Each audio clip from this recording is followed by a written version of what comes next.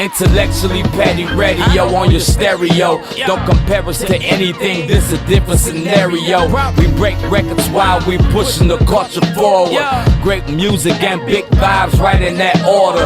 Talent gets you here, but your story make you stand out. Rooted from the source, so it's knowledge that we pass out. Gotta turn your dial to 108.1. Bumping nerd DJs while I ride in the sun. Jobs gon' speak the real like you suppose. DJ Shiny Shine always keep Mondays on the road. Various topics get discussed more frequently. We keep an open mind, you can learn something easily. Make sure you tune in and stay up to date, and submit your music in for that radio play. You can also get an interview if it's approved. Hit that link in the bio, we'll get to you soon. Intellectually petty radio on your stereo. Don't compare us to anything, this a different scenario. We break records while we pushing the culture forward.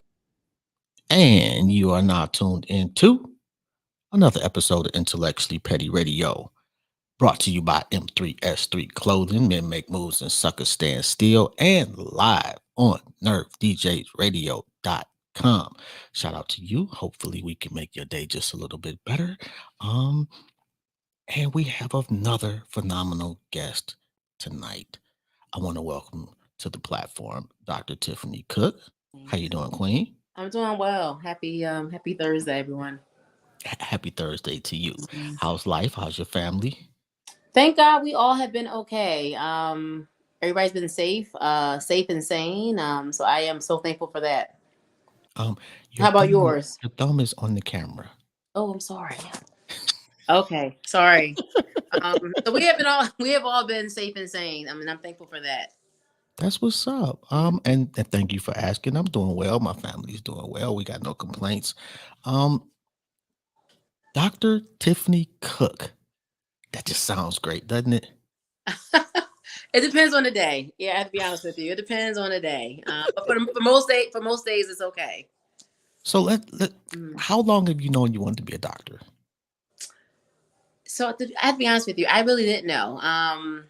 So it's, sometimes things happen in life, and a lot of things happen my way. And I think God puts that in your path because he is forcing you to go down a road. And so basically I started out as a patient. I was diagnosed when I was 12 with type 1 diabetes. Yeah, really, really sick. It was kind of like life changing. My whole life just kind of uprooted. All of this like lifestyle, cultural change for me. And I just had to go with it. And I just remember being really sick. I was in ICU for like a week. I mean, a good week. Yeah, really, really sick. I was very close looking back to like diabetic coma, like being obtunded. I'm very, very close to that. And I remember like, I was so fascinated by the concept that this like sick girl came into this facility, and I was able to walk out, still with fear and still uncertain about a lot of things, but I was able to walk out a better and healthier person. And that just amazed me. So that's when I knew I wanted to get in medicine in some shape or form. Wow, that's incredible. I'm a nurse. And it was not what I started out wanting to be. My mother pretty much was like, go to nursing school or get out. Yeah. These are your options. Well, I was making very bad life choices at the time. Yeah. And it was one of the best gifts she ever gave me. Yeah. I can say the same. Initially I thought I wanted to be a nurse, because and honestly, when you're in the room, when you're in a hospital, you're spending most of your time with your nurses. That's who you're spending a lot of the time with. So initially I thought I wanted to be a nurse. And then my dad, God bless his soul, he would always like nudge me and say, hey, you know what? Dr. Cooke, this is what Dr. Cooke. And that he was, I have to say, the forefront of me even thinking that was a possibility, because I didn't grow up seeing Black doctors. I didn't, you don't see it. And that's one of the things I do want to emphasize during this show today. We got to start showing our kids possibilities. And it's up to us to do that. We got to teach them to go beyond their zip codes, but beyond what's in front of them, to see what's out there. And if you have these role models and mentors, it just opens up a different facet. So for me, it was my dad. Like I knew I was always smart. I can say that. And I knew I wanted to go into science, and I had tried engineering, and I went back to nursing. I didn't like engineering. And my dad kind of said, I'm going to get a doctorate in nursing. And my dad kind of was like, well, why don't you want to be a doctor, Pooh? My nickname is Pooh. Why don't you want to be a doctor, Pooh? And I just once he said that, I just took off with it. Okay. So were you in college at the time? No, this is probably like at the end of like high school, like end of high school, going into college, kind of deciding what I wanted to do. And every Okay. summer, my parents had us do like a program. You wasn't gonna, you weren't just gonna sit at home and do nothing. So you either had to do a program. So we always did either like I did a couple of engineering programs in the summer. I did a couple of like shadowing the nurses and things like that, just for exposure. And then I was able to kind of rule things out based on that. And then I was into high school, kind of deciding what I wanted to do, whether Mhm. pharmacy, nursing, engineering. I kind of went back and forth, and then I ended up I'm deciding to go pre med in college. And what college did you go to? Yeah, I went to not a choice. I went to all girl Catholic college, the College of St. Elizabeth. Shout out to St. E's. So very, very small, all girl Catholic college in Morristown, New Jersey. Mhm. And that wasn't a choice either. I mean, God does things for you sometimes, and you don't realize, again, if He wants you to go one way, that door is not going to close. And if something's not for you, it's not going to Mhm. open either. That's just been my life experience. So Okay. that wasn't a choice either. Basically, I got a almost full scholarship there. My mom and dad said, "Listen, we're not taking on any student loans. We got my brother, Mr. Urban Sports, and then my sister behind me. We got two other kids here. So if you want to do something with your life, this is where you're going." I didn't have a choice. It wasn't many choices in my home, and I thank God for that. Culturally, that had to be different. It, it was, and I will say that was probably the first time in my life where I had almost a culture shock. So I grew up right outside of Newark, New Jersey. Mhm. The high school I went to was in Newark, New Jersey. My church was in Newark, New Jersey. My family, Newark, New Jersey. So everything for me was Newark. And this was the first time in college where it was a little bit of a role reversal. Like I was the one that looked different. The only like African American in my I maybe had another one, but only African American in the end, like going through all 4 years in my classes. There wasn't many people that looked like me. Yo, that was crazy. Like, I'm from Detroit, which Mm-hmm. is like, as far as major cities, probably the most segregated in favor of Black people in this country. And when I went especially when I went to Michigan State, and you walk into an auditorium classroom, and there's 500 people in this classroom, and there's like 3 Black people. It is. It is. That shit was a kick in the teeth. It is, and it's like you don't want to. You come in with your own perceptions, Yeah. and your own culture. And I will say that, like, one thing I have never done, from college to med school to even now as a physician, like I still rock, have my braids in, I'll around with my Converses on. I don't change who I am. What and I think people respect you for that, and it just puts it Mhm. out there. I don't think you ever have to change who you are, and that's one thing I did even in comedy. I was the only one with my my little scarf on and my overalls, but that was just who Looney Tunes t-shirts. That was Tiffany at that time, and I never had to change myself. I never changed for the environment around me. I feel that. That's strength right there. I had to prove Now let people myself. I know. had to prove myself, but I never changed myself. That's understandable. So, Hmm. what med school did you go to? And then I ended up leaving the College of St. Elizabeth. Was an awesome experience. A lot of good mentors, a lot of blessings out of that situation. Ended up Okay. going to Robert Wood Johnson Med School, which is now Rutgers Med School, Oh, in New wow. Brunswick, Piscataway. That's fancy. Hmm. It was a great That's really, school. It was great. that's really fancy, though. Rutgers? Rutgers Med School. Wow. Yeah, it was Robert Wood Johnson, but now it's Rutgers. They changed the name. It's Rutgers. It's the same Rutgers Med School now, but Robert Same Wood thing. Johnson. Yeah. So, what was that like? Same You, thing I or felt, you know or what? different? So no, I will tell you this. So they really put an emphasis on trying to really diversify our classes. There. Okay. I ended up doing like a summer program before you start med school, just kind of get like a month program with other students of color, of disadvantaged backgrounds, just to kind of get a head start in the classes. And that was more of anything for me is forming a bond in a family and community. And community is so important in anything that we do, what you do. So I really felt comfortable there. I really did. I actually had fun in med school. A lot of people say I had a lot of fun. Med school was probably my best 4 years as far as having fun, Really? learning, like socializing, networking, finding out more about yourself, seeing some of the disparities firsthand, really putting all the knowledge that you learned in college. Like this is like everything that you've learned. Like, and I had like I did like a 3.979 GPA. Maybe I did really Wow. well in college, and I was a time for me to apply what I knew, and I had built so much confidence up from this all girls like Catholic college in regards to myself, my leadership abilities, how to communicate, how to Mhm. advocate, that I felt prepared for med school coming in. So I actually had a lot of fun. I learned a lot. I had a lot of fun. It was a well diversified student population, as best as you can for med school. So I get the higher you up you get. So, was there a moment during med school where you were like, I belong here, or did you know going just instantly? I really wasn't looking for it. That's the difference. So once I got to that point, I wasn't really looking for a sense of belonging. Okay. I was looking for a sense of, hey, you know what, Tiffany, this is the challenge before you. God, God is in front of me. I got my family. Let's do this. That I wasn't really looking for anyone to accept me or a sense of belonging. At that point in time, that had already been instilled in me. Like, you're good enough for this. Like, you belong here. You can do this. So it was more of a matter for me kind of just running that marathon, how to train myself to run a marathon when you're not a runner. Because the learner in that curve is so much. It's just so much. It's so fast that it's more of how to run this marathon, how to train for it. But I had a great support system. All my close friends from med school, I'm still like really good close friends with now. And when one person had a strength, somebody else had a weakness, we balance each other out. So that's where I really learned the importance again of community. And it means so much. And shout out to your parents, like that. And it's not just you, because I know Nate too. Yeah. Same personality type to an extent. Say it again. Same personality type. Absolutely. To an extent. Yeah, that's my little brother. I know you guys call him Nate. I call him Maine, but we all grew up in the same house. Like I said, and I think this is where we have to continue to go back and share our stories, the truths, and the reality of it, and share this with the younger generation, because it's not about me, right? I'm 40, so it's not about me at this point in time. It's about my niece in front of me. It's about the people who need to see this and hear these stories, that good things come out of disadvantaged situations and not ideal situations. And this is kind of where I do think that people and children, specifically as a pediatrician, I'm a pediatrician, need advocates. They need liaisons to help them navigate this system. And I was blessed enough to have some disparities, but then the support of my church and my family kind of balanced that out, so that all the negative things that were happening, they were like times two that more positive things going on in my head and my mind.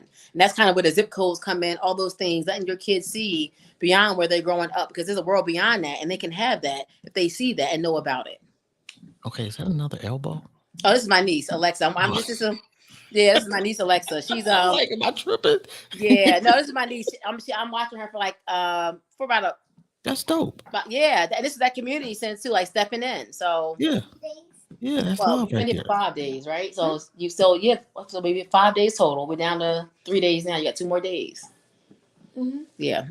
So in med school, at what point is it you're in the hospital as well as school? Like I forget what they call it, when you're a med student, but you're in the hospital actually doing some things. Yeah, like your clinical. What year is that? Yeah. So third year. So it's your third Okay. year. It's your third year. So it's your first 2 years are really didactic. So it's more of your learning, things like that. And then you take it like on your third year into like your rotations, where you have mandatory rotations, and then you have what we call electives, things that you can opt to do later on. And that's kind of where you learn like that true patient care. You're applying that knowledge and doing those things. Okay, so I remember in nursing school, there was a patient with a really, really, really bad bed sore. You could see their bone. And it was freaking some of my students and co-students, whatever you want to call it, my colleagues. It's freaking them out. At that point, I kind of realized, man, I can pretty much do anything because it didn't bother me. Yeah. At what point in the hospital were you like, man, I can do pretty much anything because this does not bother me? I'm sorry, it's my dog in the background. Can you take Shout out to your dog. Yeah. So you know what? Yeah, I think that because there's definitely microaggressions that you face, like, when you're around not everybody is open to diversity and what a doctor looks like. So I think that after a certain amount of time, like once I like passed a certain rotation, I was kind of like, if I can handle all these microaggressions and kind of what you think a doctor should look like or be from, or your perceptions of what that may be, then I was like, I'm ready for anything. It wasn't really like I'm not gory like that. I'm okay with like, like suturing, being in an OR. I'm okay with like trauma. So those things weren't really like impacted me. It was more, I would say, once I got through, like, hey, I managed this rotation. I did it my way. I did it being who I am. And I proved that, that I deserve to be here. Then I knew I could really handle anything. I will say that I did handle some really like tough cases, like, or helped to assist in some tough cases in ICU. And then that was one of those experiences where it was like, you know what, if you conquer like these things and you understand these things, then the world is yours. You can kind of really do what you want to do. That's a lot of responsibility in a code as a doctor. Yeah, say it again. I'm sorry. That's a lot of responsibility in a code as a doctor. It is. It is. How do you deal with that? Because like like the buck stops with you. Like a Right. nurse is doing what you're telling them to do. Right. But with that being said, everything is about community. And I will say that. So with that being said, you're the one leading for the most part. Mhm. But there's always somebody else confirming. You have to get that kind of get that concept through your head too. So you're leading, you're kind of going through the algorithms, but you're confirming, you're recalling, there's closed loop communication to confirm dosages, and you're human too. So the first thing I always say is you make sure you check your own pulse, make sure you're okay, and then you can kind of go in and save somebody else's life. The first thing is saying, making sure, hey, am I okay? Do I have myself together? Then it's kind of coming up with your algorithms and making sure you recall those things. And you have a team too to back you up. So I may be shouting at a medication like a dose of epi, but then somebody else is making so, Dr. Cook, is that the right dose? Are you sure you want that? Let's confirm it. So you have a backup system in medicine. So I think the culture of medicine has changed a little bit in that sense as well. So there's always somebody there to assist and to back you up. If I write a order in the EMR for a patient, and I made a mistake and I missed that. There's a pharmacist looking at that order. There's a nurse looking at that order before they give it. So there's a layered system here. So I think the culture of medicine has definitely changed somewhat. And I think the culture of actually asking for help too. Like, hey, like I am not at my best today. I am going through some things. I may need your help. And putting that out there and being vulnerable says a lot too. So, and if you don't know something, that's where you kind of get your consults and things like that involved as well. So that the culture of medicine, I think, has changed a lot in regards to like having to be that superhero. So, you being a leader and sometimes being vulnerable makes you more of a leader and transparent, and patients actually, and parents really Appreciate respect that. that. Yeah. And I think the community, the physicians as a whole have matured over the years to realize that we need them as opposed to they work for us. Absolutely. It's a team effort. Absolutely. Nothing. Like I said, when I was 12, when I was sick, the person who I saw the most in that room were the nurses, as far as education and the time and the picking up. So they let me know what's going on in regards to abnormal vital sign, or hey, Dr. Cook, something's just not right. Do you want to come back? Like, let's think about this again. Are we missing something? So you're only as good as your team, and I can never do what I do without my team. So at what point did you decide to be a pediatrician? I didn't decide that either. None of this was a decision. everything in life, I'm telling you, has just been that's why my faith system is so strong, because everything I've done so far has not really been my epiphany. It's been like, well, God has put this out there, and I guess you want me to go through this door. So what happened is that, so in med school during your third year, you go through these rotations. Like there are 6 or 7 that you have to go through, like psychiatry, surgery, internal medicine, pediatrics, family medicine. You have to do these without a doubt to pass. So I ended up starting out with OBGYN, and I hated it. I absolutely hated it. Everybody seemed like miserable. I didn't have the best instructors at that time too. And your instructors are everything in regards to your rotation. So it's my first rotation, first clinical. It was a horrible, traumatic experience. I was like, I'm not doing this.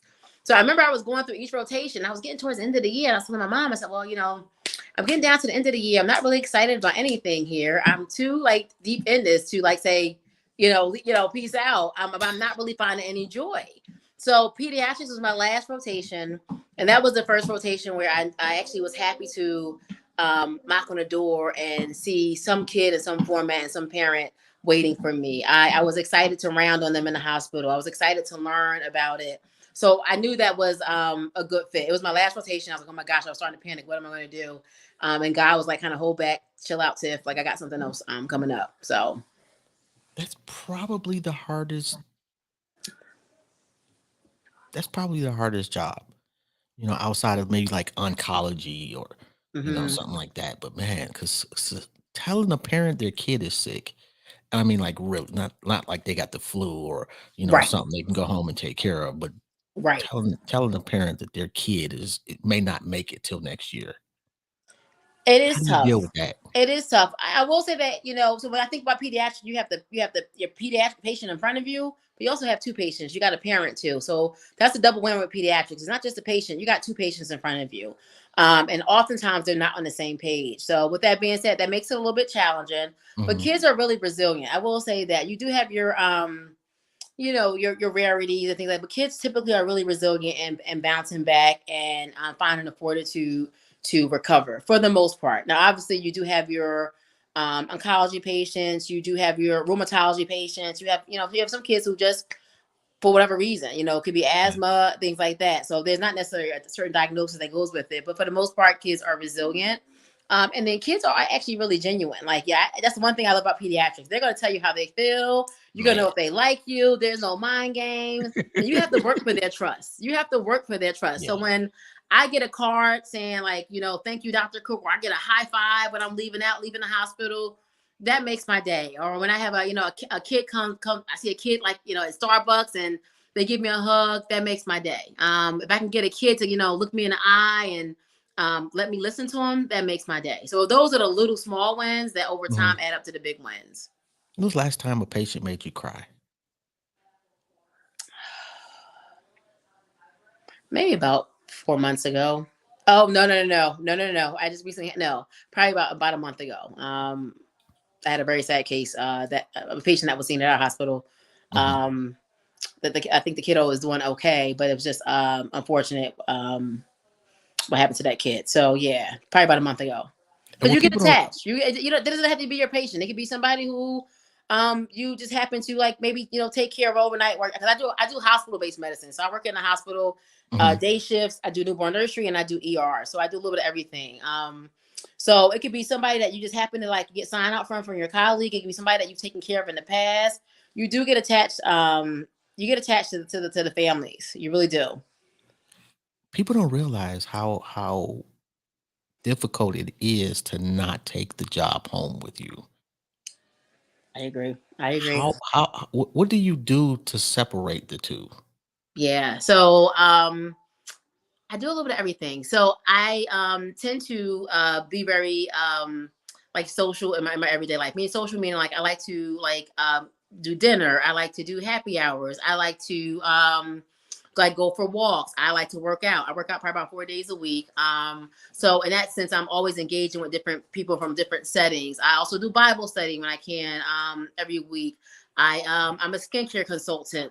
So I work on, I have a independent a business on the side. So I try to keep my mind very occupied because it can be it's a very thin line. Like I have to sometimes call myself one of like, Tiffany, put down the phone. You're not going to check Epic. You're not going to, you left work, you're going to leave it there. So I'm learning that comes with age, right? With wisdom, age comes wisdom. I'm learning to be in the moment and do the best I can in that moment and then pass it on to my colleague, give my sign out and not bring it home as much because it can be very tricky. You can get very intertwined where you're constantly looking at your phone. Now, I will tell you, I am the kind of physician that I will call the nurses station saying, hey, how's this kid doing? Or I saw this kid was transferred. What's going on? But that's because I care. But I try to keep myself engaged in a lot of community service stuff. I am a big component of advocacy, trying to do work with disparities. So I'm doing a lot right now. I'm back in school. I'm doing a lot of stuff. You back in school again? What you going to school for this time? Yeah. So I just started a fellowship with Temple. I'm getting a master's in urban bioethics, and I'm really excited about that. What exactly does that mean? Yeah. So you're funny. So look, I'm no genius over here. Yeah, no, you're okay. So basically it's looking at how areas of dense areas of disparity in urban communities, how things like healthcare, science, technology may be delivered, and is it just, is it equal, is it equitable? So you're looking at the problems of the urban setting and looking at these problems and saying, are these things ethical? Is it fair? And then looking at the systematic and macro kind of solutions to those. So it looks at the social determinants of health, like where you live at, where you go to school at, things like that. And then looks at trauma-informed care, trauma-based care. It puts all these things into actuation in front of you to kind of help you decide, look, what can we do about this problem? These healthcare disparities exist because these certain elements in these communities. You know what I found difficult over the years sometimes is the burden that Black folks carry in the healthcare industry of erasing the ignorance of our counterparts. You see somebody, you see a sister doing this. Well, I know what the hell that is, but they think she's crazy. Yeah. So now I got to explain this and break it all the way down. And oh, but you after you do that 10 times a week, 100 times a month, or whatever the case, sometimes it gets a little tiring. Do you ever feel like like you get frustrated with that?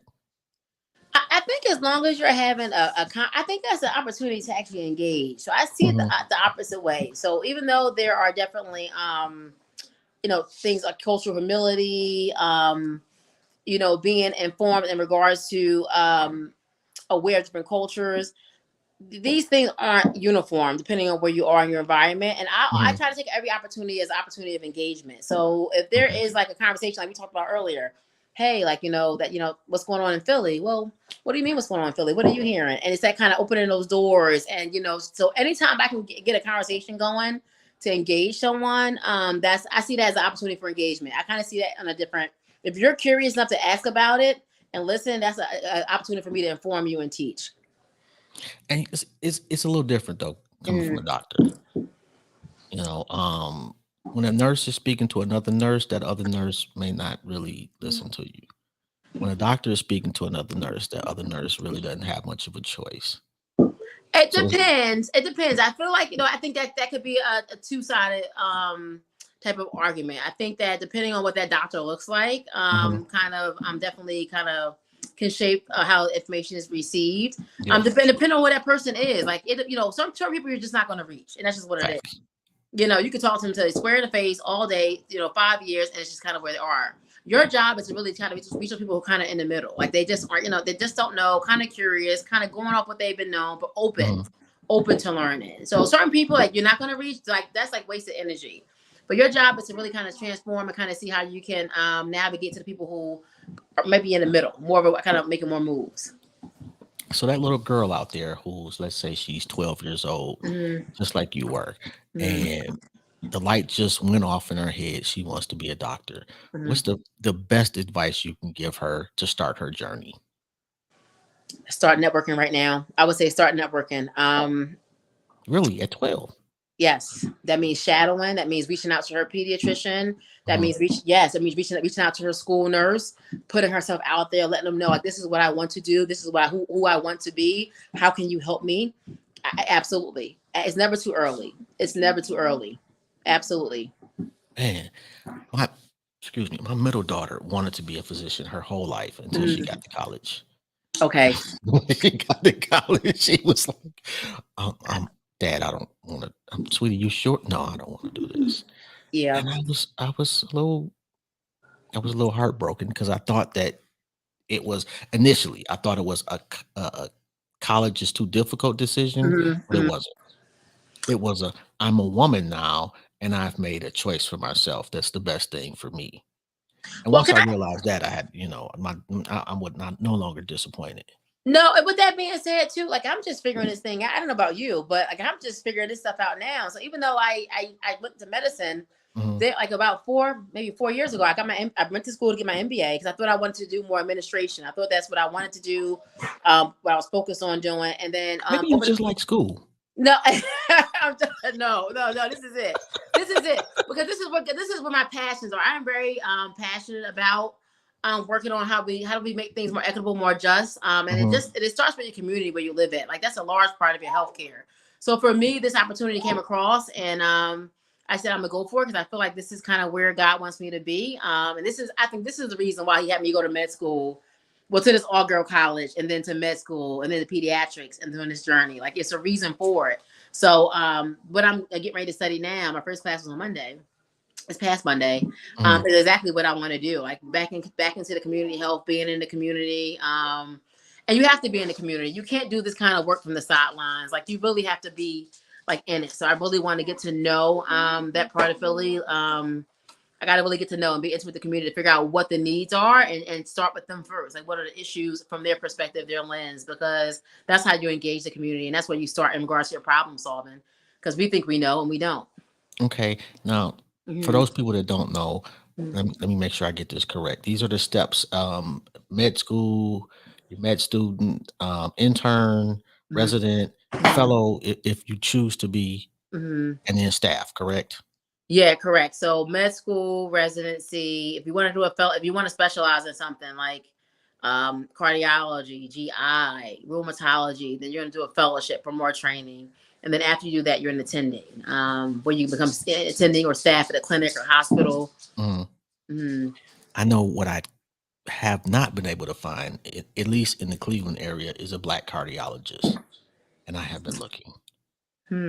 Okay. So if you Okay. happen to come across any in the Cleveland area, even Akron, Ohio, please let me know. It's Awesome. just a certain level of comfortability. I feel like nothing against the physicians I have, they've been Mhm. great, but it's just those little things that I feel like you can see yourself in me, and that makes you go that extra mile.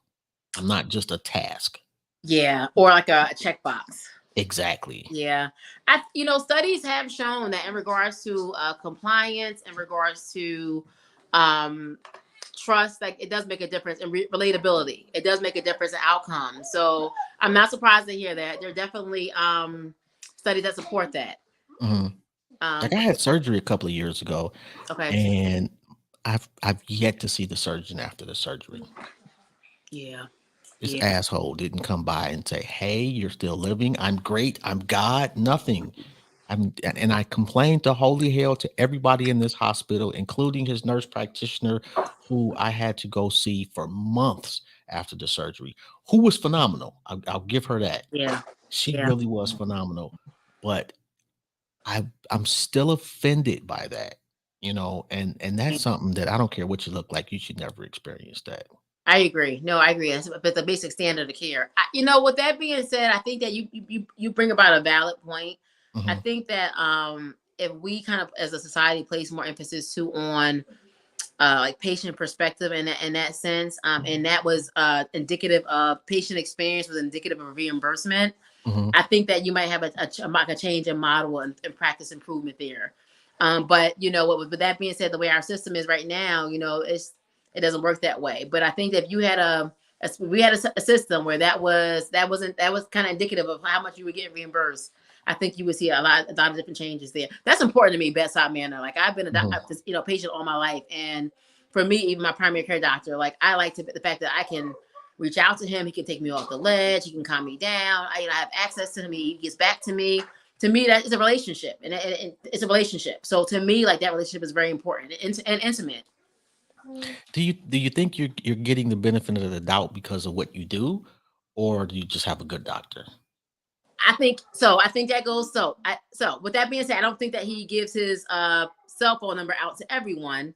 But I will say, but what I will say is, he's a good doctor, because even as me being a physician, I could be very like A to Z, like, oh my gosh, what I'm saying, I need this and this and this, and he's like, Tiff, no, we're not going to do that. We're going to start from here. We're going to work our way up. So I think that's what makes a good physician. To me, Mhm, a good physician is somebody that communicates their thought process, that is sparing you exposure and calls, and I'm also being an advocate for you when you can't be an advocate for yourself. So I'm a physician, but I'm still human. I still get scared. So with that being said, I can reach out to him. Brings me off the ledge. And I will say that the other patients when I'm in ER that go to him also have good things to say. So I think it's around the board. okay. Mm-hmm. Okay, so Dr. Cook Mm-hmm. becomes the CEO of whatever hospital you're working at. Mm-hmm. What are the first 3 things you change? That's a great question. I think I would change number one, probably the amount of investment that we have on like translational services. I think that we need far more interpreters of various like backgrounds. I think that's a Mhm, huge need in regards to how you deliver care. mhm, Two, I think that I would probably have more of the hospital leadership and staff look a little bit more like some other people in the community. So I think that's important too, like having your hospital and look be indicative of the community you're serving. So I probably would do that. And one more. I'm trying to think. I probably would do more, honestly, more community outreach, like put more focus on community interventions and measuring those interventions in the community, like having community members at the table as a stakeholder in conversations that are being made about what's going on with the hospital, things like that. Like I think every board, every meeting you have should have a community member at that present at that table. and let me add just Yep. my 2 cents to that. Yep. not the community member that lives on the fringes of the community that's a millionaire. I'm talking about the dude that drives a fucking bus or Absolutely. the Oh, sister that's absolutely. a STNA. The real community. Because what Absolutely. they do is they'll say, "Oh, well, we have community members." Right. No, you got Right. rich people on the board who haven't been in the community Right. since they were 20. I'm talking about the people that's in the quote unquote North Philadelphia's or West Philadelphia's and these areas. Yes, absolutely. I think that you need to have community representation across the board.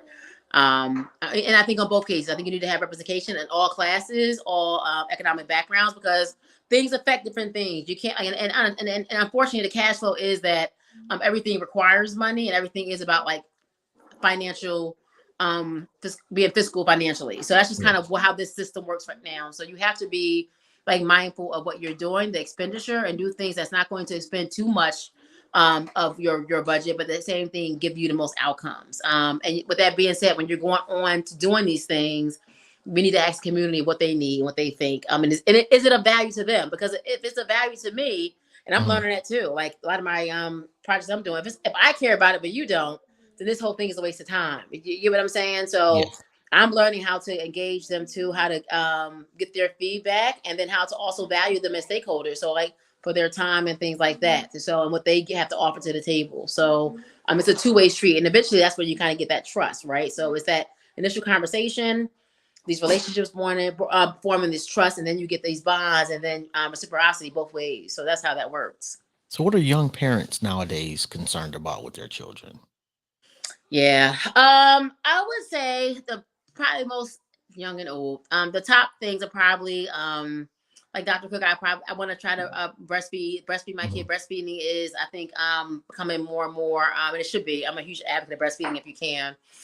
More and more at the forefront because there's so many benefits to it. Mhm. So I would say that's probably one thing. The next thing is probably COVID exposures for the newborn. Like, what do we do when we go home? How do we, how do we control who's visiting, who's not?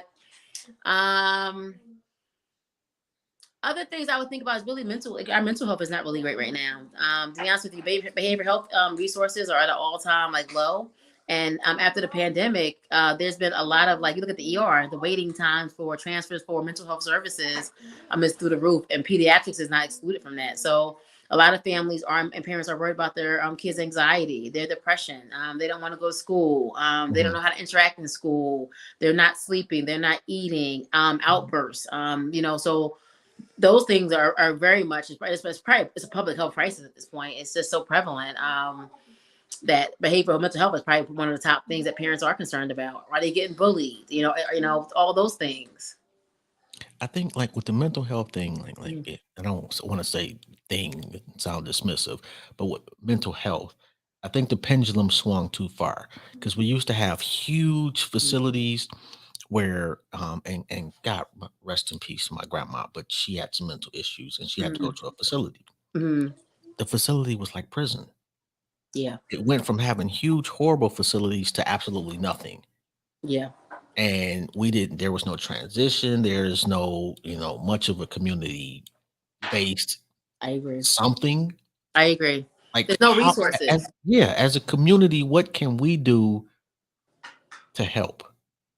Yeah. I think this is kind of it's different levels and systems to this. So as Mhm. you're in your local community, like in your local surroundings, the first thing is like in your own way, you kind of screening for things. You kind of being on the lookout as far as anything that may sound kind of abnormal, any clues, any inconsistencies, and then also in your own home, making it a norm. Like mental health is not a hush hush thing, and it's something that affects us all, no matter what race you are, how much money you make, your education status. So I think right now in this society, it's almost like, well, it can't happen here, or not me, or that's crazy. I think in our own homes, we need to normalize, like, are you feeling sad and why? Are you scared? Are you anxious? Are you sad? So normalization of it in our own communities is a first step. And then from a macro level and recognizing it, like, hey, Mhm. Uncle Bill may have an issue here, and Yes. being transparent about that. I think a lot of times, especially in the Black community, it's almost a hush hush thing. It's something you're ashamed of, and we're all going through our own battles. I'm a huge proponent of being transparent, and part of the problems that we have right now is that we haven't been transparent for so Yeah. long, and we do need help because we are human. And then from a macro system level, I think it's more of putting emphasis. Like right now, I feel like the medical system, unfortunately, doesn't put a lot of emphasis on primary care. It just doesn't. Right. As far as reimbursement, the value of it, and we need to go back and put like emphasis on that. On that. So excuse Mhm. me one second. Go ahead. Go ahead a moment. You're gonna be talking. I'm sorry. Yeah. Yeah. So we need to put emphasis on that value, and it starts there. I feel like when you're in med schools and all these like surgeries and specialists, and it's all about revenue and money. And Yeah. if we value some of the most important things, which is primary care and behavioral health psychiatry is one of them, I think we'd be a lot better off, to be honest with you. But our values are in the wrong place. Yeah, they need us to come back to the hospital so they fix just enough to get you okay, Yep. but not enough to keep you away. Absolutely, absolutely, absolutely. I So agree. I think that, totally, but with that being said, and it's also the infrastructure of building more facilities. But in order to build them, you have to have staff, right? yeah, And then now with the pandemic, going on like everywhere, in the medical system, everybody's short staffed. So it's just they're gonna have to do something in regards to how to recruit and retain into these professions, and then how to value them so they want to stay there. And then, that's the key right there. mhm, Valuing mhm, the employees, and I can speak personally to nurses. mhm. They say people don't want to be a nurse. No, no, there's no good reason to be a nurse. Like you Yep, used to could sit down with your patient, give them some time, energy, learn about them, their yep, family, their story. Now it's documentation is first yep. and everything else is second because documentation is what gets us paid. And if you got 2 minutes with that patient, you're supposed to be able to do 37 different things. Yep, Um, it's all about revenue. yeah. Medicine I, aside, let's talk about you said you got your side hustle, the skincare. What's the name of yes. your products? So that was I had to go through the journey of that though, because that was for me. Like I was in a pandemic. Mhm. Your A skin is lot. popping, by the way. It's looking great. Oh, thank you, thank you. Thank you. I appreciate that. Because I was in a situation where I was just feeling burnt out, and I think that honestly, like everybody feels this is my personal opinion on this. People think that if you're somehow like if you're a black female, you have it all together and you're just so strong, and sometimes like you're not. Like sometimes you're like I'm Yeah. just like you're just barely making it. Like you're coming home and you're doing everything by yourself, which I'm fine with. I'm fine with that. But sometimes you're still human. And I remember I was just feeling so like tired and anxious about going to work, what to wear, how you gonna put the mask on, is the right mask, like what to do, like just so it wasn't. I was tired. I hadn't have time to exercise. I love exercise. I didn't have time to exercise. I was like, I'm not doing anything to make myself feel good. And I was Mhm. frankly like, I was getting tired of like talking about like COVID and medicine. I was like, I want to have different conversations, a different group of people, and I want to focus on like some self-care. So things were kind of like shut down at the time, like lockdown, and it wasn't many things like places you could go to. So I started looking into like different like facial masks that I could do at home, just as like 5 to 10 minutes, a couple of times a week that I could do just for Tiffany time, like no cell phone, no emails, like just my time. And I started using these products, Rodan and Fields. That's who I'm a consultant with. And I really love them, and I love the organization and the people I work with. So I ended up joining them, and I never thought I would be selling skincare. You should get another God plan. But I've been doing it for over like a year and a half, and I love the products. I wish there was a little bit more diversity in it. So I feel like a lot of people don't really know about it. Mhm. So I wish there was a little bit more diversity in it because some really great products and things like that. So that's kind of what I do on the side when I'm not doing medicine, when I'm not doing community like engagement stuff or quality improvement things. I'm actually doing skincare. So if people want to reach out to you for community work Mhm. or your skincare, how they go about doing that? Yeah, so you can reach me. I'm gonna give you so it's TCOOKE, so T Cook 1981 at gmail.com. So TCOOKE 1981 at gmail.com. You got a birthday coming up, huh? In February. Yeah. They seem to be coming faster and faster. Trust me, I know. Yeah, I'm not a fan of that, but I'd rather be above ground than below. Like, I mean, to be Pisces or real. Aquarius? Say it again. Pisces or Aquarius? I'm a Pisces, February 25th. I'm sorry to hear that. Oh no. But yeah, we're a special. Yeah, anyway. Anyway. Well, I'm an Aquarius out January 30th. Okay, Yeah. gotcha. But you guys Um, are fine. Yeah, I haven't had many good experiences with Aquariuses. really? Mm-hmm. Mm-hmm. Um, there's no gray area with Aquarius. People really, really love you, or they really don't. Okay, gotcha. Okay, gotcha. Yeah, Gotcha. it's not too many fringe people. It's like, oh, he's cool. No, Yeah, they're like, I can't stand him, or I take a bullet for that guy. gotcha. Yeah, It's either end of the spectrum. it's either end of the spectrum. How, Yeah. how long do you want? Do you want to just the rest of your career, doctor, Yeah. or is there a point where you've already, because you strike me as the I've planned out the next 30 years person. Yeah, I am. I'm very type. I know. I told you I'm very type A. Yeah. So I'm trying to retire by the time I'm 55. Okay.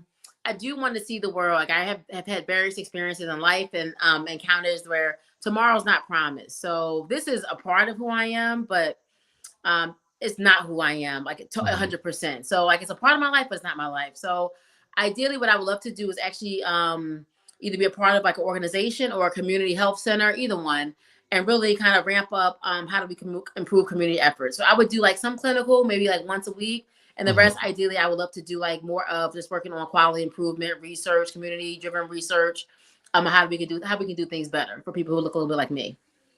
That's what's up. Mhm. And if nobody has told you today, I'm proud of you. Oh, thank you. I appreciate that. Thank you. Well, I do appreciate that. I try to make sure I I'm tell our proud of you people. too. Huh? Well, I haven't done anything, but I'll take it. Um, But just showing up, but that's not true. You know what? And I will tell you this.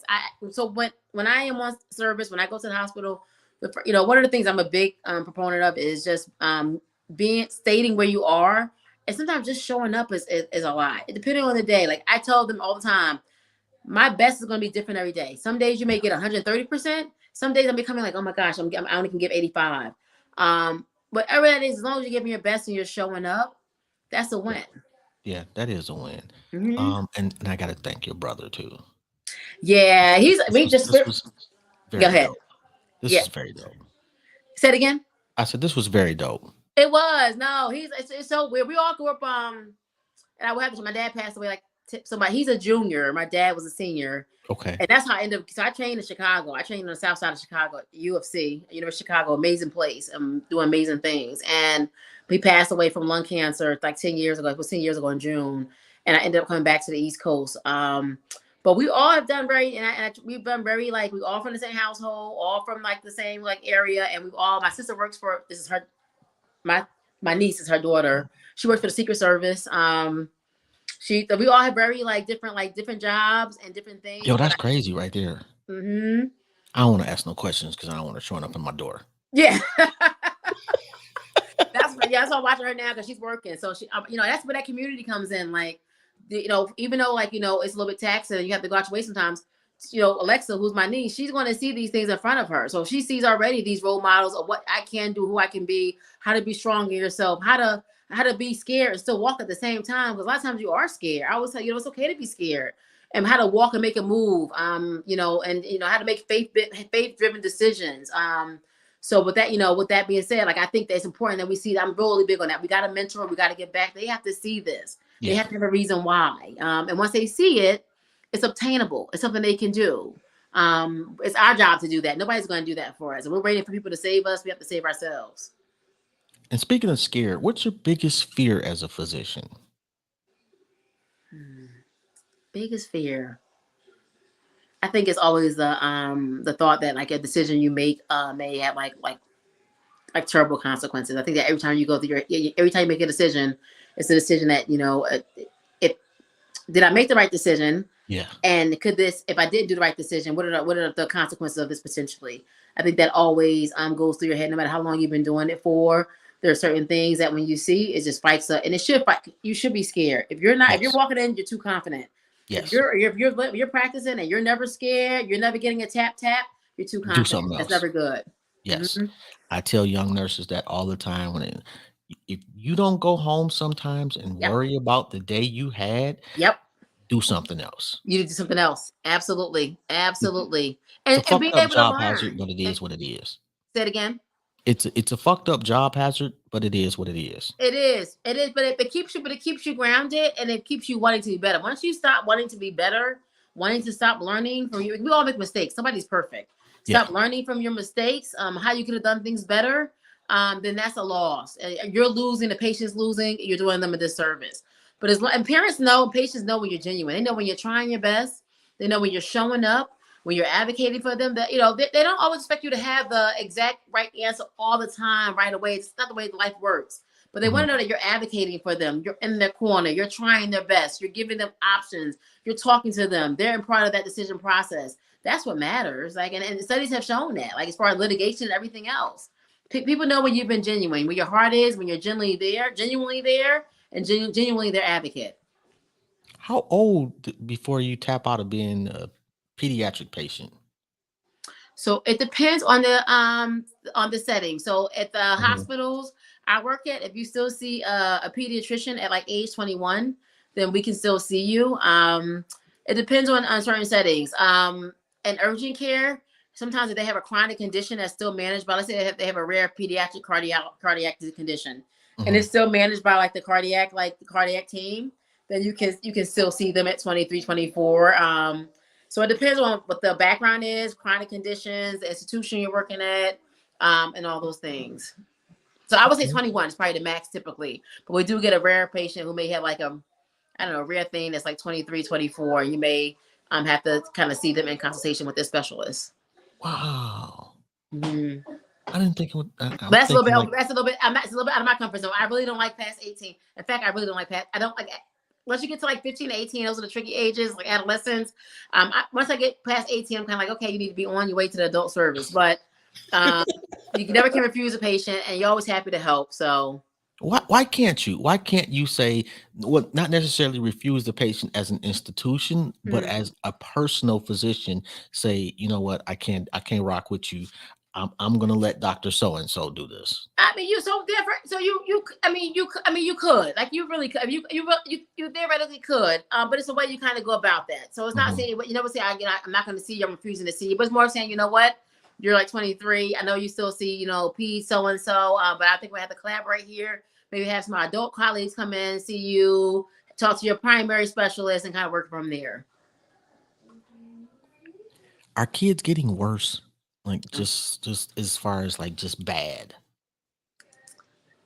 I think as a culture in general, I think that things like I look at kids now, like, wow, like I would have never like said that as a kid. I think it's just it's just a different culture. I have to be very honest with you. I don't want to say it's bad, but I think there's a sense of comfort. There's a sense of, I don't want to say one entitlement, but you can say it. It's a comfort. It's a sense of being, maybe somewhat entitled, maybe not having to struggle as much, not seeing the reality of how different parts of the country work, different parts of the world work. I think that has changed a little bit. I think the household dynamics has changed a little bit in regards to like the hierarchy and what's going on and the format. Sometimes I listen to certain conversations like, wow, like, and you're walking away like, I will probably be like on the ground, like, do you know what I'm saying? Like, but and I think there is, and to me, I think it's a little bit of a kind of respect thing. But I grew up very old school. I grew up very like, like my mom and dad had company, like you left the room, like what were you sitting around for? That's where I grew up. But when somebody asked you a question as an adult, it was always yes. I just kind of grew up in a different, like, household where this is kind of what was for dinner. There aren't no choices. If you're not allergic to it, we're going to eat it, and I thank God for that because it just gave me so much structure, and then it prevented me from making decisions that I wouldn't have the insight to know at 16, 17. What do you know? You think but that's where a parent comes in to help guide you. So I thank God for that. Yeah. But I just grew up in a different kind of household where things were just like very structured, and you were going to go to work, you're going to get a job, you're going to go to school. Which one was it going to be? Like, it was very structured, and I just thank God for that opportunity, Well, they did a great job. Yeah, thanks. I think they did too. Yeah. And we definitely had dysfunctions too. No family's perfect, but again, it's being able to combat those negative or maybe like adversities with things that make you more resilient. And my mom and dad really did, I think, a great job at just kind of exposing us to other potentials out there. Like I did a show for the hospital for Black History Month. Like my mom always took us out to go. She said we didn't go food shopping in our area because she knew you get better options, better quality if you drive 20 minutes down the road or 20 minutes down the highway. And it was that mind frame to seeing things, going different places, seeing different houses, how other people live. It wasn't necessarily the trash on the street, things like that. Like, so that exposure of what you could have and what's out there. And I Yeah. thank God for that. She always thought outside the box like that. Even now, like I go home to visit, we're driving 30 minutes out. We're going to do anything. She just taught us that because you're going to get better when you go out. Because unfortunately, there's a disparity in the groceries you get, the services you get, the things you see, but in a lot of our neighborhoods. So you got to be smart enough to say, hey, listen, I got to go around this because this is what you're giving me. That's what makes me frustrated is that, as and even in school, like, I can almost guarantee our public schools wasn't as good as certain other neighborhoods or zip codes. Absolutely. But then some of our kiddos don't want to go and get the minimum. So how do you build upon anything if you're not getting at least the minimum? You're getting the minimum. I'm going to tell you that right now. So now you're telling me you don't want to do this. So what do you have to build on? I agree with you wholeheartedly. Grab the minimum, run with it. You grab the minimum, you run with it, you build on it. Absolutely. I agree with that. On that note, I know you got a lot of things to do. You're a busy woman. I want to say thank you for your time. Awesome. No, I had a great time. This is very chill. This is probably the most relaxed conversation I've ever had. So thanks. Well, yeah, I'm not, I try to make sure I put our people in the best light possible. I like it. No, I do too. Like I said, I feel like there's so many negative things going on. Nobody's talking about all the positives. So there are positive things going on everywhere. And I'm fully aware of the politics of hospitals. So I try to, I don't want to put you where you have to go to work and somebody's like, well, rewind that, Bob. Yeah. No, I don't. No, I'm not going to, you don't have to worry about that with me. Yeah. No, I appreciate that. No, I do appreciate that. But I think that would be I stand true on those three things. It would be more just identifying with the population around you, diversifying staff. And then the struggle is how do we do that? How do we get people into medicine? How do we retain them? I mean, that's a whole systemic process, another conversation in itself. Well, you are the start. Absolutely. Yeah, absolutely. You better believe it. And all of us are. That's the thing. Everybody has a part to play in this. Everybody has, even putting that thought and idea of in somebody's head, like, wow, you did that? Like, wow, these are things that you could be. Add this on the list. Well, I have grandkids, and if any of them at any point are interested in medicine, you're gonna be the first person I look up. For sure. I'm excited. No, I'm always here. I do a couple of mentoring programs every summer. That's been really interesting because that's what it's all about. Again, it's not about me. It's about how do we make this continuum for transgenerational. Like that's what it's about at this point in time. And what we don't realize is that the most be selfish. And when I say that is that these kids, you're gonna need these kids when your ass is in a sling. Yep. When you get older and you need healthcare on a more continuous basis, it's not gonna be the people you grew up with taking care of you. You better believe it. You better believe it. I think grandkids peers. And that's why this exposure comes. I think that with that being said, I think that just speaking of that, I think that like the didactics of medical school has to change a little bit in regards to being part of the communities that you're in. I think that's an important part right there. Like getting to know the community that you're serving, that you're in, not just, going there, going home. It becomes just a thing that you do. That's a problem. So the people, the doctors you want, the nurses you want, the techs you want, the physical therapists you want them to be intimate with your experience and who you are. That is very much a part of that in the community. Is being in that community, being intimate is a large part of your outcome and large part of your care. And shout out to Nate. Nate been tapped in the whole time. Oh, is he here? Yeah. Oh, hey, man. Oh, you call him Nate. Yeah, I'm sorry. What'd you say it was again? Maine? I think it's Maine. Yeah.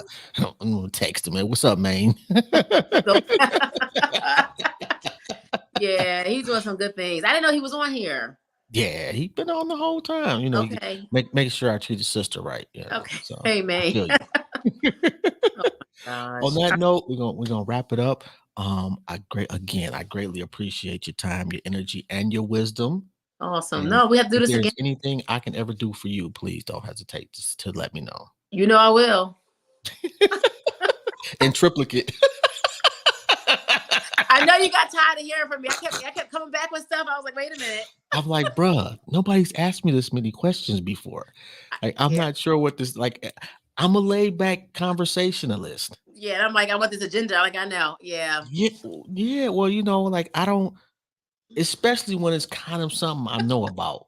Right. Like if it was something that I'm unfamiliar with, then I have to do a little bit more, do an outline or whatever. But I like to just have conversations based on things I know. I agree. things No, like